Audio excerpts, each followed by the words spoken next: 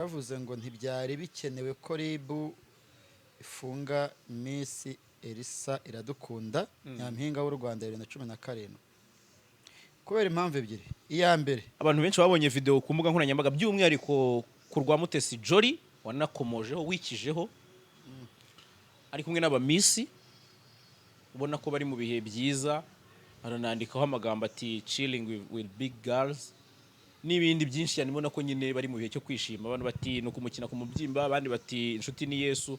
Bira bintu wabibonyemo iki aho ngaho unabisanisha n'ikintu wavuze abantu benshi bakozeho comment kugeza na n'isaha cyitwa ubugambanyi bwa Jolly?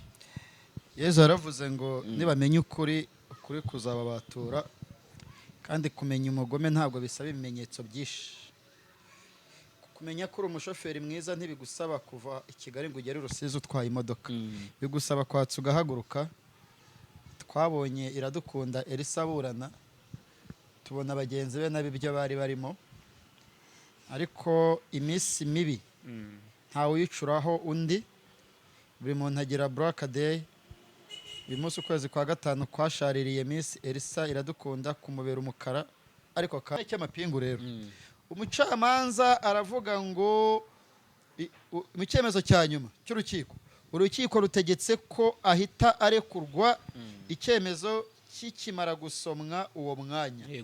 Ntabwo byari bikwiye ko Miss Iradukunda Elisa asubizwa kuri sitasiyo ya polisi ya Remera yambitswe amapingu. Nari nkubajije nti wowe nkawe nk'umuntu usanzwe ukurikirana imanza zitandukanye, kujuririra icyemezo cy'iminsi 30 yo gufungwa by'agateganyo bikunze kubaho ko umuntu ashobora kujurira akarekurwa? Ibiraba cyane,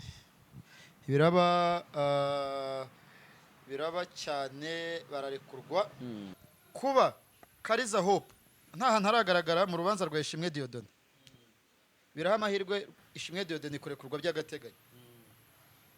Kuba Muheto Divine nta hantu haragaragara muri uru rubanza rwa Ishimwe Dieudonné amushinja mu buryo bumwe cyangwa ubundi mu kumuhoza ku nkeke, nta biraha amahirwe ifungurwa by'agateganyo ya Ishimwe Dieudonné. Kuba uriya muhungu akora amakosa, niba utaravuzwe si ibicuma bagucaga. Mutabazi, niba kuba Mutabazi atavugwa si imanzi tumuca. Mutabazi reka kwigira bemera iki akatiye burundu. Reka kwigira Noheli yarasiwe kuri RTRM hagati muri jenoside. Reka kwigira George Rugio arafunze yahamwijwe n'ibyaha bya jenoside.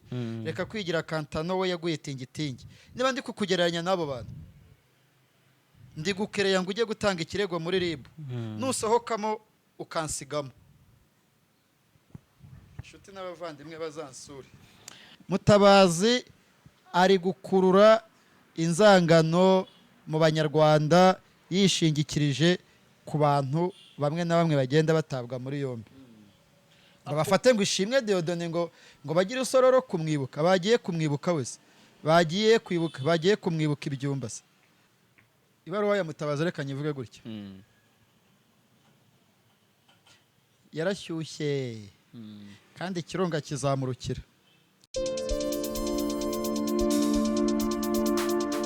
Right, Jaras Official TV turabasuhuje, tubifurije kugira ibihe byiza abakunzi bacu aho muherereye ahariho hose. Tubahaye ikaze ku biganiro n'amakuru tubagezaho umunsi ku munsi, tunyuzamo tukanaganira cyangwa tugasesengura ku makuru aba yatambutse hano kuri Jaras Official TV.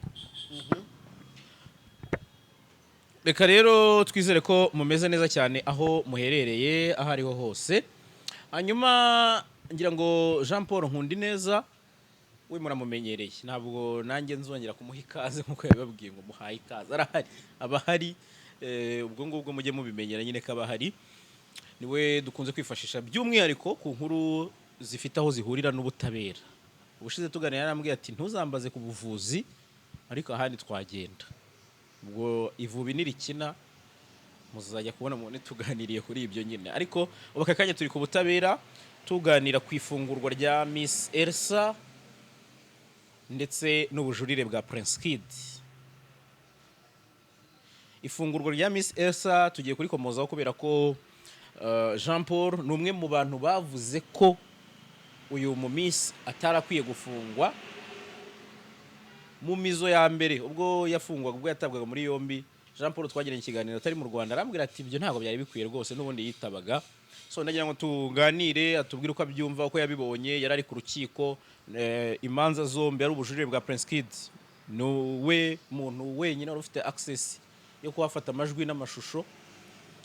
Ibyo byose rero bikaba bituma ari we muntu wenyine twakumva uri muri iyo position. Jean Paul, akaba ari nabyo byatumye uhitamo kungumana kuri iyi ihoraho. Shannon ya Vestina na Dorcas hapo na ogopa Shane ya Jarasi ntabwo ari Shannon Shane, yitwa Jarasi official. Byaba ariyo mpamvu wahisemo ko kuba abadasigana, Yego, abavandimwe b'Abarundi icyo kirimi bahita bacyumva cyane. yego. Warubajije? Nari nkubajije nti wari mu isomerwa cyangwa se mu isomwa y'urubanza, icyemezo cyo gusoma. basomaga icyemezo cy'ubucamanza cyangwa se cy'urukiko ku rubanza rwa Miss Iradukunda Elsa kwifunga n'ifungurwa ry'agateganyo. Duhereye aho tunasubiye inyuma ku byo wari watangaje, mu magambo make nicyo bivugaho. Icyo mbivugaho, ubwo uvuga ikintu umuntu akaguhamagara mu gikari ati nyamara zaterebuye ku karere, ariko yenda mu Rwanda bitangiye kuza ko umuntu na domene ye icyo uvuze ukagihagararaho kandi ukagitangira ibimenyetso. Naravuze ngo ntibyari bikenewe ko RIB ifunga Miss Elsa Iradukunda Nyampinga w'u Rwanda 2017 kubera impamvu ebyiri. Iya mbere,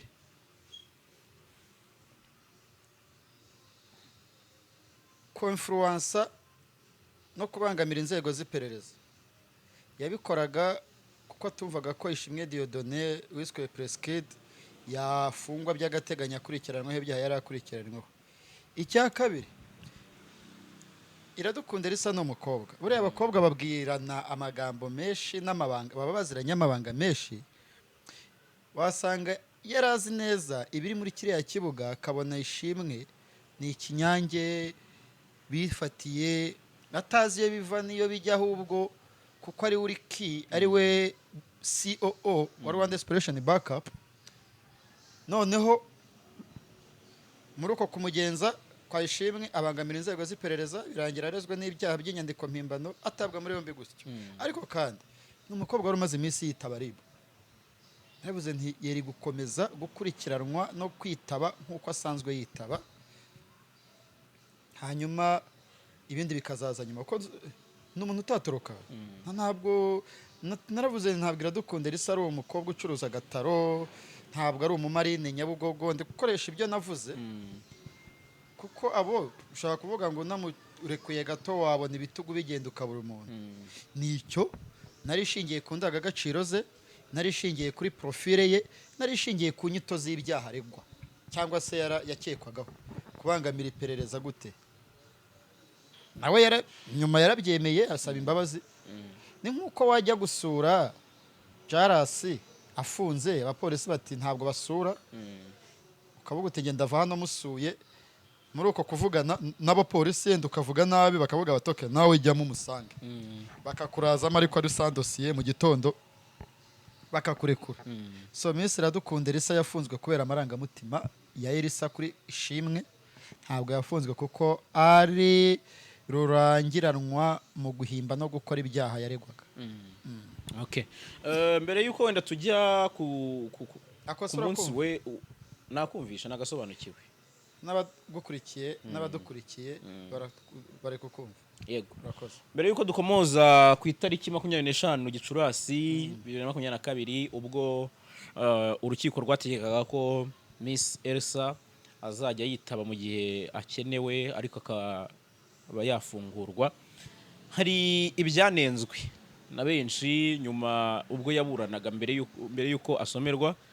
Abantu benshi babonye video ku mbuga nkoranyambaga by'umwihariko ku rwa Mutesi Jolly wanakomojeho wikijeho ari kumwe n'abamisi ubona ko bari mu bihe byiza, aranandikaho amagambo ati chilling with big girls n'ibindi byinshi cyane, ubona ko nyine bari mu bihe cyo kwishima. Abantu bati no kumukina ku mubyimba, abandi bati inshuti ni Yesu.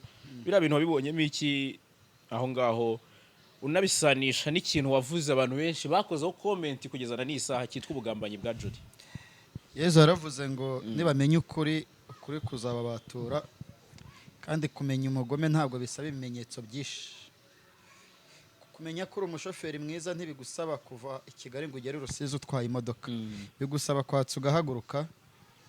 Twabonye Iradukunda Elsa aburana, tubona bagenzi be nabibyo bari barimo, ariko iminsi mibi ntawe uyicuraho undi. Buri muntu agira Black Day. Uyu munsi ukwezi kwa gatanu kwashaririye Miss Elsa Iradukunda kumubera umukara, ariko kandi nanjye mfite umunsi wanjye mubi, nawe n'abandi. Babihuje n'urubanza rwe kwifunga n'ifungurwa kuko byari bizwi, kimwe nka cya kiganiro cya Sabe cyaciye ku Isimbi TV cy'umudamu witwa Feredawusi Kabahizi, cyarekuwe ku itariki 8 z'ukwa gatatu ku munsi mpuzamahanga wahariwe umugore. Hari harimo ubutumwa bumubwire ngo buvuga ngo baga wifashe, twe turi muri chillings. Cya kabiri ko kwitabira ubu rubanza rwa Elsa uri Miss ntabwo ari itegeko, kuko nta ntatangaza urukiko rwatangaje ruvuga ngo aba Miss baze. No burenganzira. Ariko turi kureba ku bucuti bari basanganywe. Ubucuti ni nkuko wabonaga ubucuti ni nkuko nka Miss Jolly 2016 bakavuga ngo ni impanga yapfusha nk'umubyeyi. Miss Iradukunda Elsa uwo munsi akajya muri anniversaire, mu gihe ku mbuga nkoranyambaga hariho ibijyanye n'urupfu wenda rw'umubyeyi wa Miss Jolly. Ntabwo tumwishe, niba ariho I am sorry, ni urugero. Niba yaragiye Imana ikomeze imworohereze. Ntabwo nzi background y'umuryango wa Jolly. yego. Ntabwo nakubwiye ngo umubyeyi wa Preskide yitabye Imana cyangwa yaratabarutse, ndabizi kuko naramutabaye, yego, ariko ntabwo nzi wa Jolly, ariko ni urugero. So amashusho yasohoka hanze, umwe ari gutabara, umwe ari gushyingura umubyeyi, undi ari muri anniversaire, ubutumwa bwava murabwumva. Nugu n'abadukurikiye ni bakuru, nta muntu watunga internet wagira internet wareba ibiganiro adakuze. Biriya ni ukuvuga ngo kila mtu na mzigo wake hapo natinyi hapo naogopa kabisa, naogopa hapo nashindwa. wewe wabonye mu yihe shusho? Mpora ntanga urugero ukuru, nta kintu cyane amugano yandirima ntantambara yantera ubwoba. Nabonye n'ibiruta biriye, nabibonye ko bakinaga n'ibyo donc ababikoze si uzi ko ushobora gusanga iriya video byaranakozwe kera ari ibintu basubijeho. Wewe wabibonye se mu yihe context? Umva abantu baravuze ati uragira ngo mvuge ngo ni ikimenyetso cya nyuma cyenyereka ko Jolly ashobora kuba yaragambanye. Ibiganiro by'uko twaketse ko yagambanye birahari, n'ubu bazagenda babirebe. Reka mvuge ngo inkoni ikubise mu cyebu yirenze urugo, kandi utera amacumu waritera nabi rikakugarukira. Nabibonye uko. okay, ndazimije hapo. Ya no, nabibonye ko bamwishimye hejuru, bari gushaka intro. Rega ntabanga ngira tujya dukorana ngo wabuze intro. Ni nko kujya mu nkuru ukabura titire, wagiye mu nkuru zisanzwe ukabura title rwose ukavuga uti ndakora titire. Ariko ni ikimenyetso cyerekana ko urubanza rwe ntacyo rwari bubabwiye. okay. ntacyo reka turubiveho kugira ngo utavuga ngo ni intro tujye ku bindi. oya ariko se birarangiye Birarangiye rwose. Nagira ngo numve point of view ugiye yawe. ahandi hehe Ndagira ngo nyine tujye noneho kwisomwa. Okay. Isomwa ryarabaye Oya, ariko abantu ntabwo benshi turajya ku rubanza ntabwo byari ngombwa ko Miss Iradukunda Elsa aregerwa urukiko rw'ibanze rwa Kicukiro. Kubera iki? Umunsi noteri Nasir arekurwa amaze kugirwa umwere ku cyaha cyo gukora no gukoresha inyandiko mpimbano.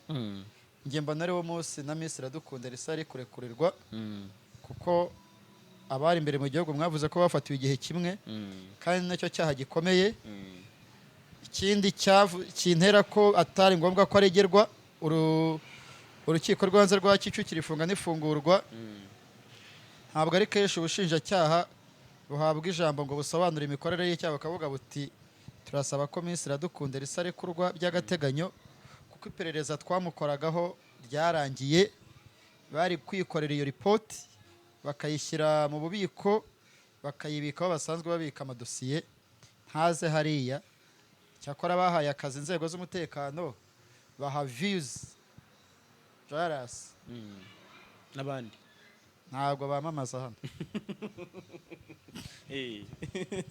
nta kibazo.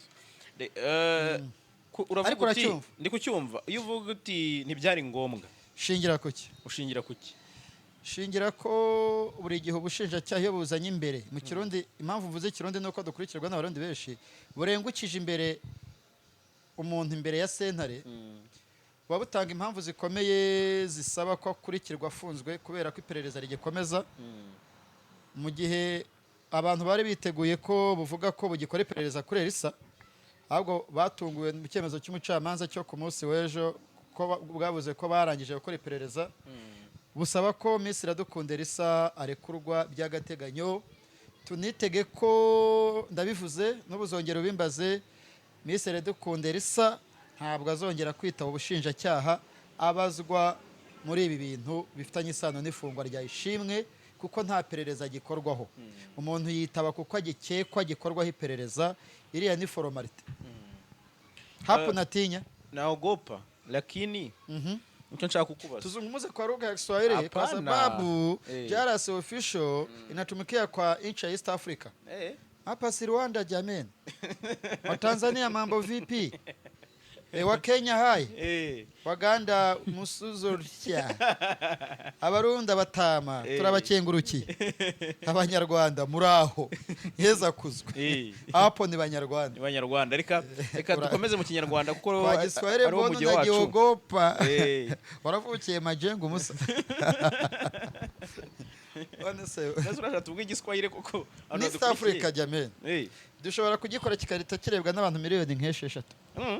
N'ururimi rugari. Tuzabipanga dukore ikiganiro cy'Igiswahili kirimo ibintu byose turebe abakireba. Inshallah. Tugere mu rubanza nyirizina kuko rwarabaye. Nubwo bwose uvuga gutyo nanjye nari mbizi neza ko wenda iyo ubushinjacyaha budafite ibimenyetso akenshi bushobora nabwo kuvuga ko bukurekuye. Uretse gato niyo urubanza bashyizeho umunsi wo kuburana nturubi. Mu myandikire mu mwuga w'itangazamakuru tuvuga ko urubanza rwabaye rugasubikwa. Yego. Nubwo rutari kuba. Yego. Twari kuvuga ko rwahaye rugasubikwa ahubwo rwahawe indi tariki. Yego. Mu mategeko iyo urubanza rwahawe itariki ruraba. Okay. So rero tugere ku migendekere y'urubanza harimo kurushyira mu muhezo. Abantu bamwe batise ko ari impapuro mpimbano cyangwa se inyandiko mpimbano kubangamira iperereza bihurira he n'umuhezo. Abandi batise ni gute umumisi afungurwa cyangwa se undi muntu wese yafungurwa ariko akongera akaguma yambaye ipingu. Ese umuntu ufunguwe ubundi ka kenshi tumenyereye ko umuntu wafunguwe ari kuri brigade kenshi barabimubwira agataha. Ntabwo kenshi nubwo isomwa ryaba sinzi ngewe wenda nshobora kuba narakurikiye nk'izo muri corona akaba ari so nshingiraho ariko nzi ko ataha tumutanze burakomeye. Usa nk'ugira icyo bivugaho ibyo bintu byose bigendekeranye n'imigendekere y'urubanza. Abakameramani bayoboye iki kiganiro mu buryo bw'amashusho babe concentré kuri iki kiganiro kandi ntibizaveho. Okay. Icyambere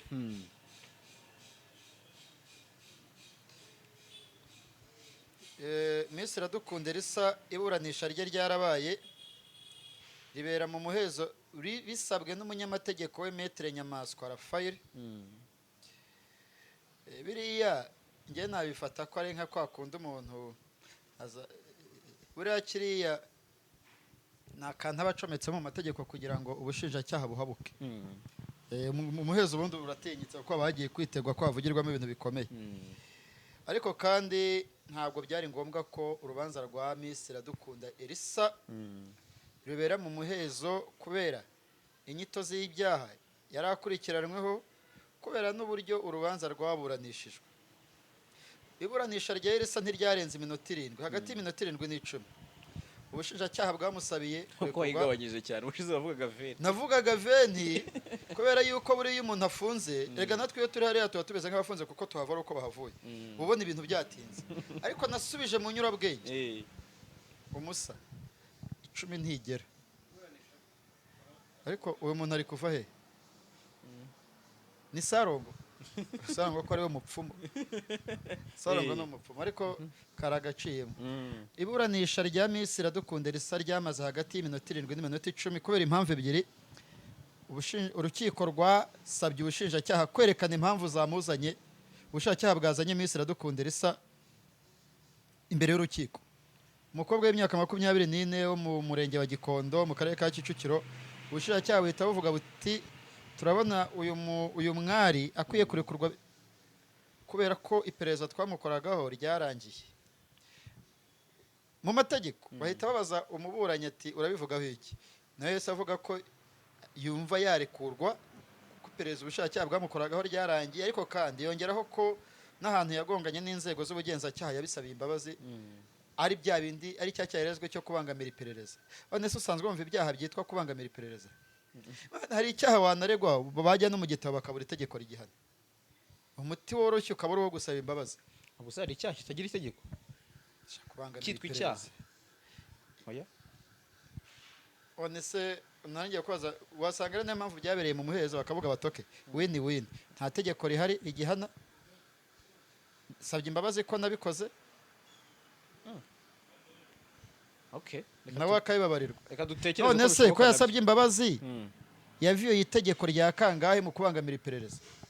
Oya ngiye sindizi ariko ibyo ari byose. Abanyamategeko iki kiganiro niba utanabizi. Gikurikirwa n'abanyamategeko cyane. Urumva? Gikurikirwa n'abanyamategeko iki kiganiro batubwire icyaha cyo kubangamira iperereza aramutse abihamijwe n'urukiko igihano yari guhabwa. Hari ikindi wavuze mu kanya uvuga uti yarakurikiranwaho icyaha cyo gukora no gukoresha inyandiko mpimbano. Impamvu navuze ko yagombaga kurekurirwa igihe kimwe na noteri Nasira Iradukunda Elisa nicyo cyaha gikomeye. Icya kabiri, ifungwa rya Nasira rituruka kuri Elisa bikomoka ku nyandiko z'abamisi. Ifungwa rya Elisa rituruka kuri Iradukunda ifungwa rya noteri kuri Ishimwe Dieudonne. N'uruhererekane habayemo rero kutagira umuntu ashinja.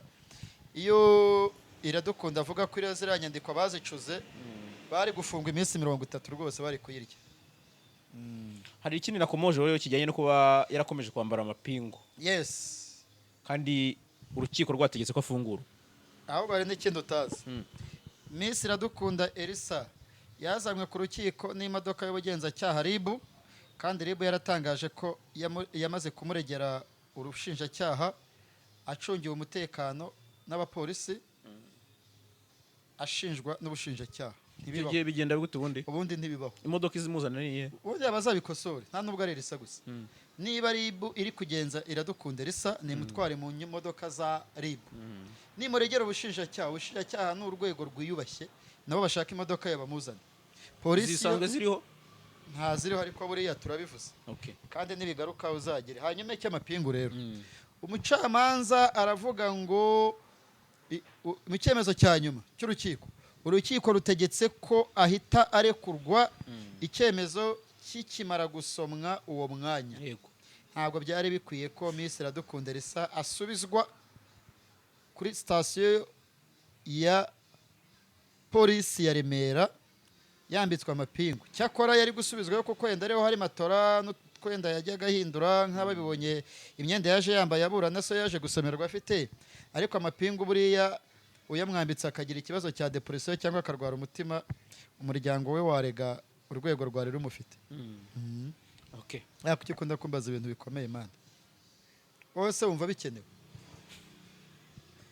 Ni amakosa mba nagiye mbona abantu bakurikira iki kiganiro ninzajya nkubaza bakumva uracecetse, ubutumwa bajya bakuramo bajya bavuga ngo hapu udatinya. Aca ni kunywe kasoda kangu. Kunywa kapanashe.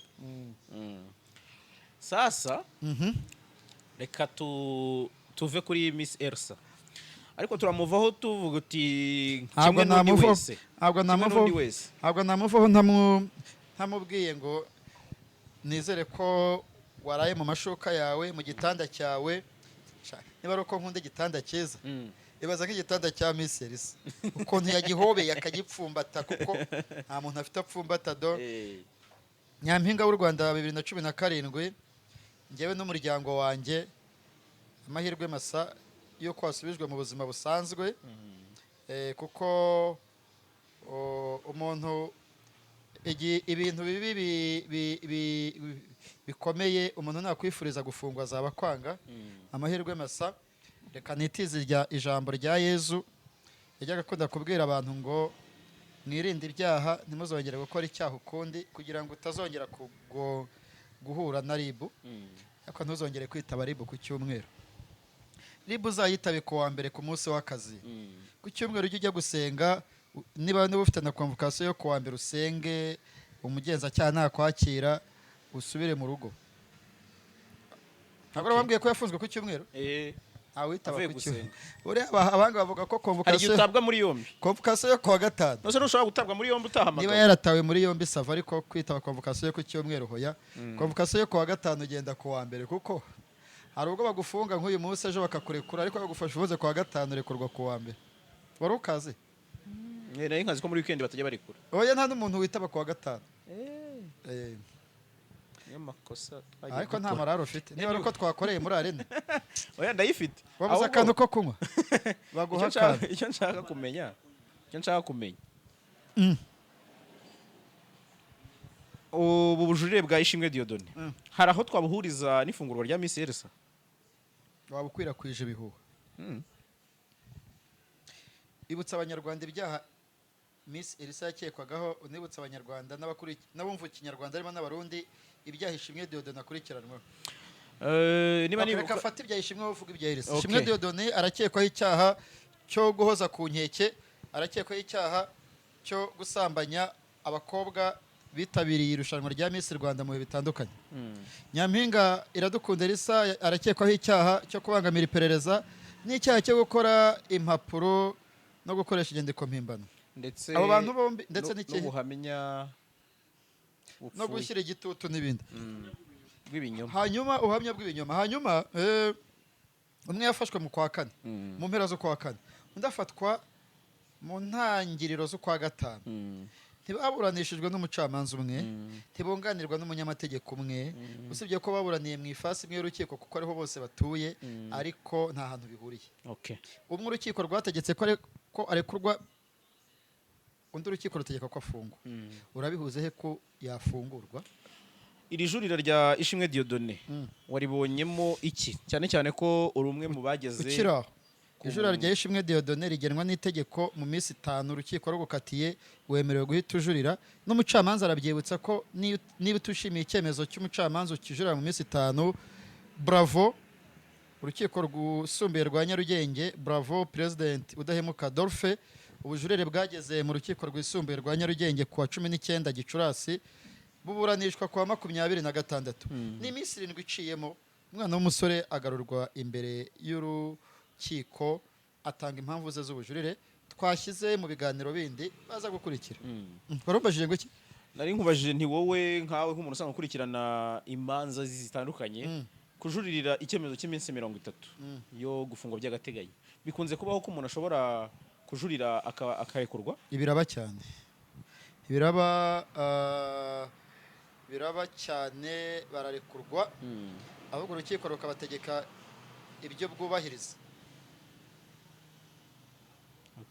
kandi bigenwa n'itegeko. Erega ikintu kigenwa n'itegeko ntabwo gishidikanyaho. Mm. Ahubwo umucamanza kurekura ashingiye kuki?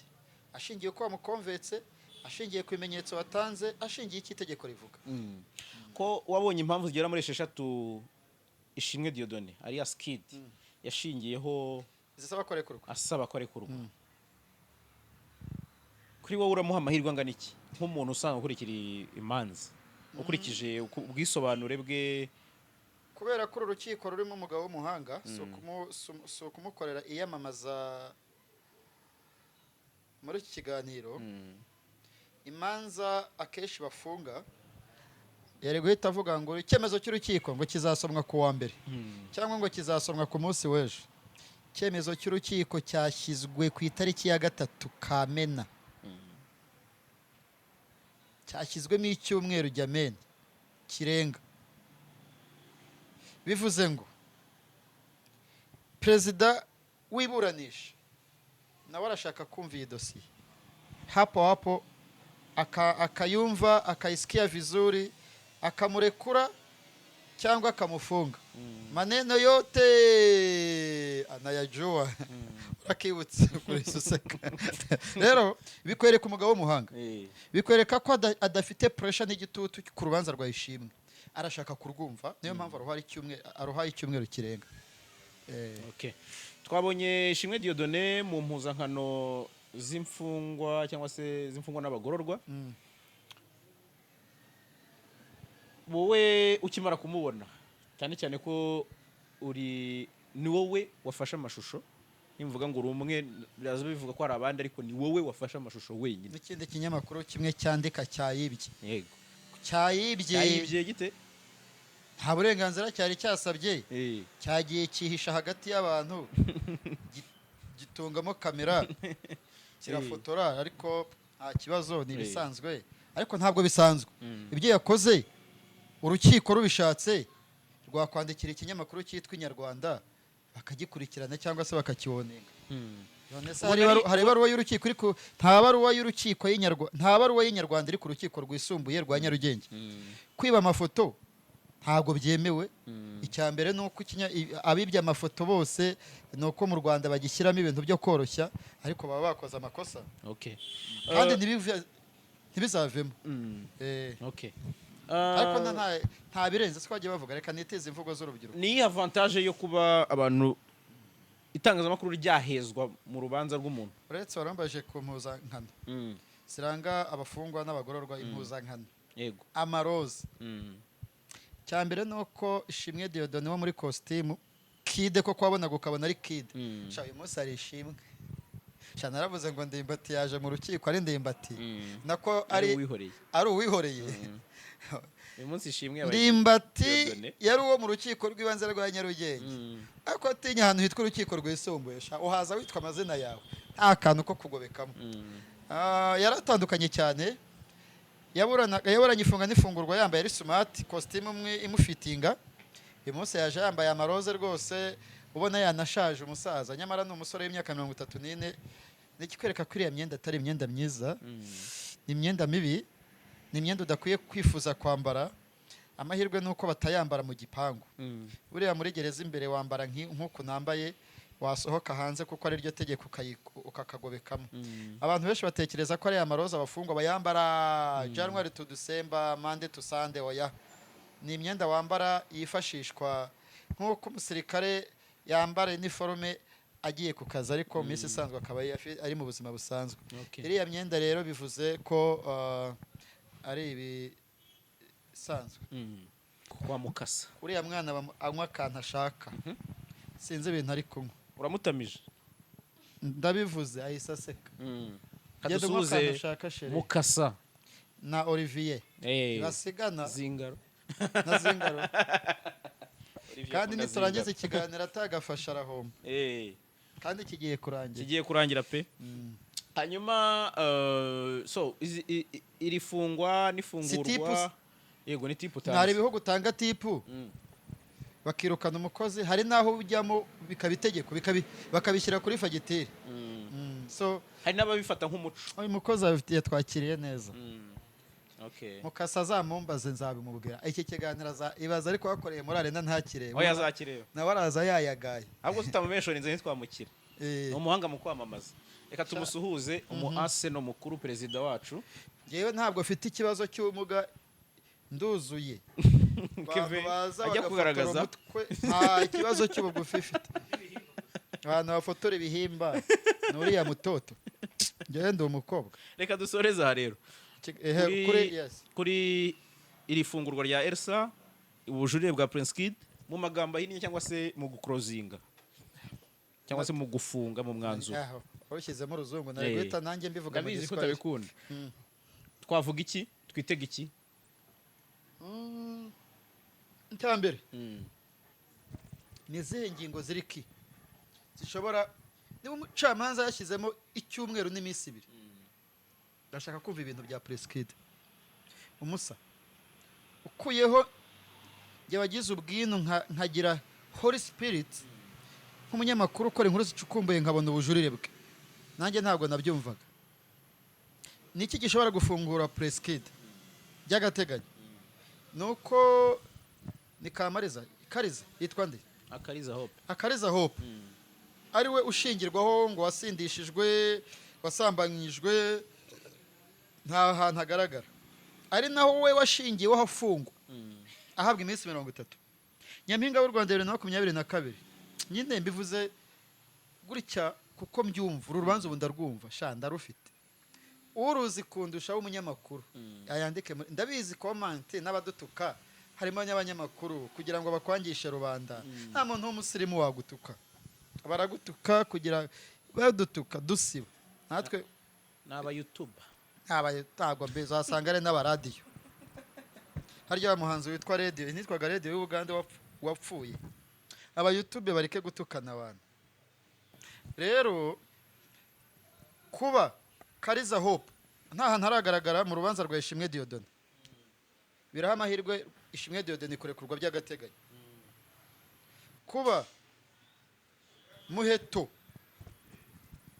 Divine nta hantu haragaragara muri uru rubanza rwa Ishimwe Dieudonné amushinja mu buryo bumwe cyangwa ubundi yego mu kumuhoza ku nkeke nawe turebane maso ku maso nta biraha amahirwe ifungurwa by'agateganyo ya Ishimwe Dieudonné kuba urukiko rwaragenekereje Happiness n'ibyishimo biraha amahirwe Ishimwe Dieudonné kuba Ishimwe Dieudonné yaratanze ingwate yimukanwa n'itimukanwa biraha amahirwe Ishimwe Dieudonné kurekurwa by'agateganyo kuba Dieudonné yahamagara Divine Muheto wabaye Nyampinga w'u Rwanda 2022 mu masaha y'ijoro ntabwo ari impamvu zikomeye zikwiye gutuma afungwa ukuyeho no kumuhamagara kuri telefone nubwo yaba Divine Muheto afite imyaka 17 akamuhamagara ntibyaba bigize icyaha kimufunga kuba Divine Muheto yaravuze ko bitavamo biramuha amahirwe ko yarekurwa by'agateganyo kuko n'ubundi umugambi utakozwe mubisha se yateraga Nyabimata ntabwo yateraga Nyabimata umugambi mubisha wo gutereta reka nkubwire nta nubwo wari uzi ko mbivuga Ishimwe arihangana njyewe iyo mba CEO wa Rwanda Inspiration Backup ntabwo byari gutwara ubugenzacyaha ngo iperereza rya danje numvishije murangira avuga ngo iperereza ngo ryabatwaye kuva 2019 iyo ngiyobora 2019 byari gutwara ubugenzacyaha amezi 2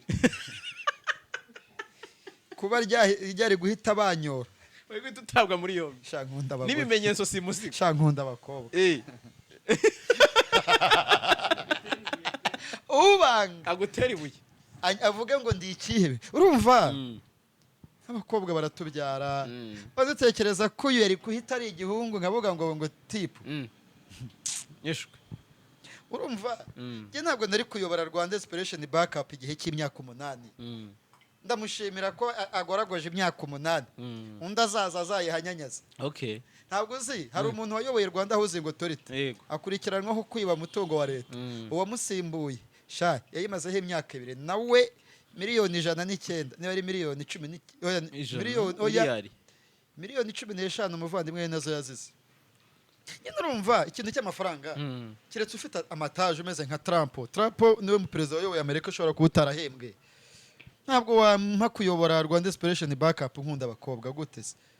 Uri n'umuseribateri. Urabizi neza.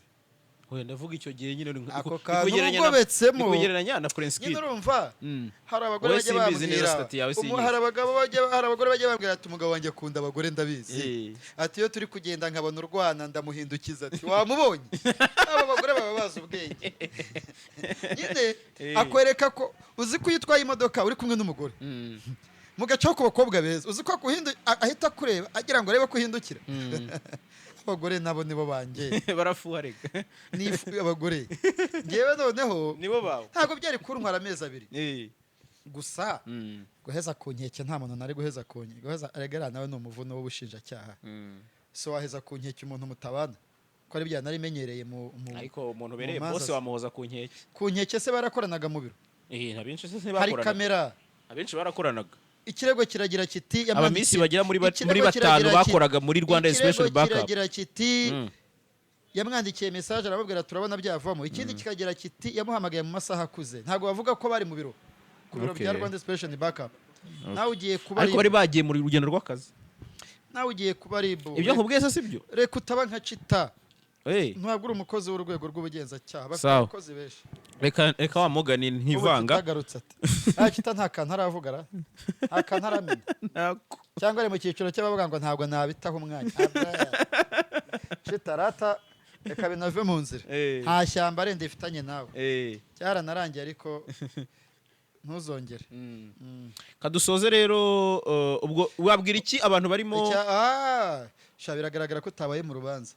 Iburanisha ry'uyu munsi nubwo ryabaye mu muhezo ryamaze isaha hagati y'isaha n'isaha n'igice. Mu nkuru ishize babyumvise nicyo kibazo cyatumye ntabitindaho nagira ngo utubwire gusa. Ikibazo rero abantu bakoresha YouTube man bameze nk'abantu bava i Musanze bavuye nko mu Kinigi muri za hoteli za Ellen Johnson bagera kuri Nyirangarama ngo shofe ngo hagarara n'umuntu avuye muri hoteli ya Ellen Johnson niba ari Ellen Johnson akajya kwadukira icyo kwa Sina umu YouTube apfa kubabona ngo karaje ahita bireka ibindi haputa wogopa ntabwo babizi ese ubwo ntukazi oya ko kanukazi ngo hari ibyo bumvishije none se ni radio Rwanda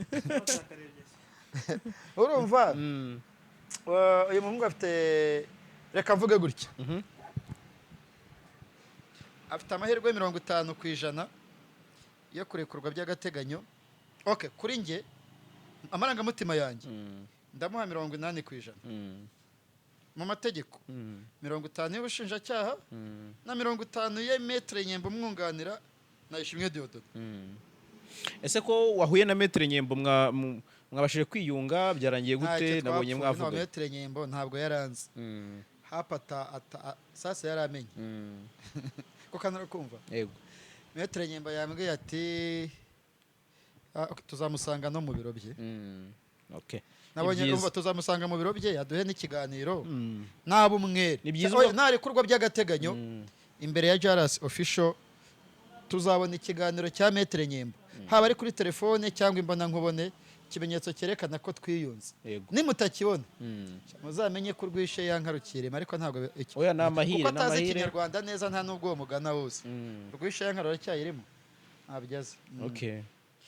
Dusoreza rero kuko nubundi dukomeza izindi gahunda abarimo Apotre Mutabazi cyangwa se Mutabazi wise Apotre mvuge ngo Bwana Ishimwe Dieudonné umuntu ntabwo atinya ishyamba atinya icyahuriye nacyo mu ishyamba. Ngewe nkwifurije kurekurwa by'agateganyo kuko inzu Bibiliya na Korowani Bibiliya na Korowani niho hantu havuga inzu y'imbohe. Ndifuza ko uyu mwana w'umusore yarekurwa by'agateganyo akava muri iriya nzu y'imbohe akazakomeza gukurikiranwa ari hanze. Niba u Rwanda rufite tekinoloji yo gushyiraho inzogera nibashaka bayimushyireho ariko arekurwa by'agateganyo umusaza. Icyo nashaka gusorezaho rero cyari ikintu n'ubunene nkikomojeho navuze nti Mutabazi wise Apotre cyangwa se Apotre Mutabazi ari mu bavuze bati birarangiye bya Prince Kid, mushyireho indabo mutahe mujye mugaruka kwibuka, ndetse na Beto, mbese mwibagirwe Kabarira Maurice. ariko se mwa mushaka kuba ikiganiro gipfa n'ibyakozwe mbere bipfe kandi seriye. nayo ngira ngo mubaze abarimo uwo Mutabazi ni n'abandi igiki? wenda bumva ko Mutabazi ibintu ni bya muntu Prince Kid ki? byarangiye. Ni muntu ki muri iki gihugu? Ashinzwe iki muri uru Rwanda? Ntabwo muvuga Mu nk'umuntu ufite icyo Giswahili ashinzwe, baravuga ngo ni mutugane. ntabwo mvuga nk'umuntu ufite icyo ashinzwe, ndavuga nk'abantu Mutabazi ibyo bafashe yavuze. ibintu muri ubwo buryo. Mutabazi ibyo yavuze kuri we ni umuvumo, ukaba umugisha kuri Ishimwe Dieudonné.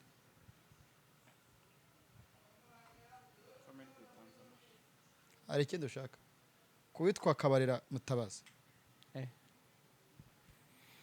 kandi ibintu yitwaza ngo yari mutoya muri 94 yari afite imyaka 8, nareke gukina n'ubuzima bw'abantu. Yari mukuru, yari afite imyaka 8.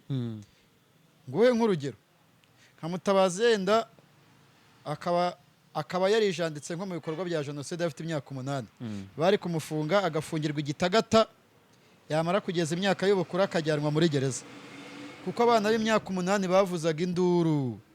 Mutabazi yiyemereye kuri Jaras Official ko yabonye umuntu bamwicurwa agashinyagura akanicukurira imva. Rero umuntu wabonye abantu nk'abo babicirwa agashinyaguro bicukurira imva, bose aragira ngo Ishimwe Dieudonné azicukurire, bizamugarukira. Biriya Mutabazi yavuze birakenya, birakungura. Hapo na ogopa kwa ile maneno ya Mutabazi. Hari publicity ya Gatera y'abango Gatabazi ngo maneno yako yote tunayajua. Wewe Mutabazi, hiyo maneno nasema kwa ma YouTube sijue yingine, sijue na yingine na kama hii tunayajua. Punguza maneno, haraka haraka haina baraka. Hari ikindi ushaka? Shiko mugiye kuzajya mutuma nkora ibiganiro nka kwa kundi jihad aba yitagira ngo hari ikindi ushaka ubwo?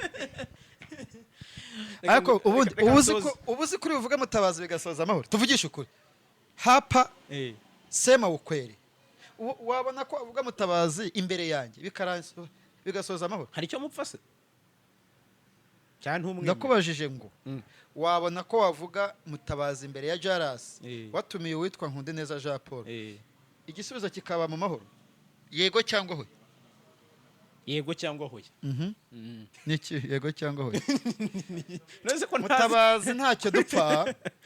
Mutabazi ntacyo dupfa.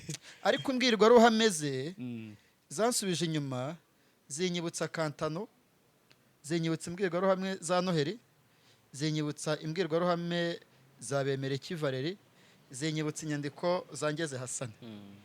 Niyo mpamvu nyine abivuga nkumva ndababaye. Niba hari urwego cyangwa nawe maze akagira gutya agatanga nk'ikirego muri RIB, nkasobanura imbwirwaruhame izo impamvu namugereranyije n'imbwirwaruhame za ba Kantano na ba Noheli na ba Bemereki Valeri no mu Birigi witwa George Roger. Sha twakwinjira muri RIB ariko sinzi wasohoka mbere, hahita haza n'ibindi. Ngewe ntuye mu karere ka Kicukiro, nagenda atanga ikirego, nava muri sitasiyo ya RIB akansigamo hapo na ogopa. Uriya muhungu akora amakosa, niba utaravuzwe si ibicuma bagucaga. Mutabazi niba kuba Mutabazi atavugwa si imanzi tumuca. Mutabazi reka kwigira Bemereki akatiye burundu. Reka kwigira Noheli yarasiwe kuri RTRM hagati muri jenoside. Reka kwigira George Roger arafunze yahamwijwe n'ibyaha bya jenoside. Reka kwigira Kantano we yaguye tingitingi. Niba ndi kukugereranya n'abo bantu, ndi gukereya ngo ujye gutanga ikirego muri RIB, nusohokamo ukansigamo, inshuti n'abavandimwe bazansure kandi uzabikupa ngo nuko muziranye. Ntabwo nzabikata, ahubwo nzabiha. Harya ni cya kintu cyitwa 10, harimo ikintu cyitwa 10 to 10 TV no bikata nzabishyira 10 niba ari tentative nzabiha tentative. kadusuze Yves Ali aho aherereye wese. ariko se uva nkubwire Mm. sha umunsi ngewe nakoze ikiganiro Mm. keva karangira ntamuvuze mu buryo bwiza cyangwa bubi, Mm. ya mayero nzayamuha. kanya aravuga receiver, mu kanya aravuga backup. Yari ibintu namenye ni ukuri kw'Imana, ntabwo njye nari nzi receiver. Twisubirire kuri Mutabazi.